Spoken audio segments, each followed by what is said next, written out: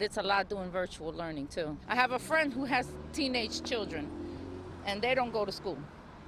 Not even virtually? Not even virtually. JUANITA ZERBIAN says education has suffered, and now statistics from New Jersey's Department of Education bear that out. A survey from across the state's school districts shows that 37% of all students are learning below their grade level during most of this pandemic year.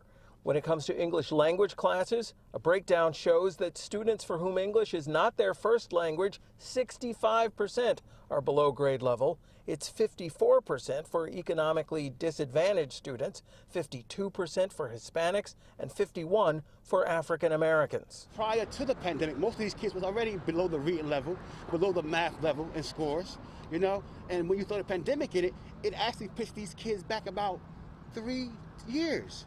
His frustrations are reflected in the report. It's no shock that we're going to see student learning loss. Christopher Sewell is a dean at Williams College who studies educational issues. We're talking now about some students who have not been full-time with a teacher really being able to kind of give them potentially the interventions that they need for over a year. John Wisniewski is a former New Jersey legislator who used to serve on the Assembly Education Committee. He says that as bad as the numbers are, he's hopeful. The good news for New Jersey is that New Jersey is sitting on at least $3 billion in an unexpected windfall of cash. Mission number one ought to be to find a way to use that resource to make sure that these children are making up the lost attainment.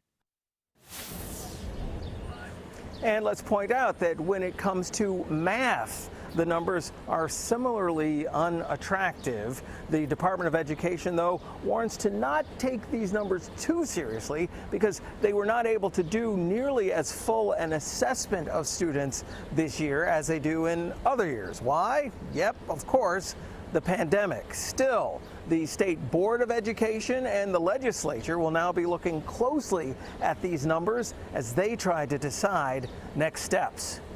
Reporting live from outside Horace Mann Community School in Bayonne, I'm James Ford, Pix 11 News.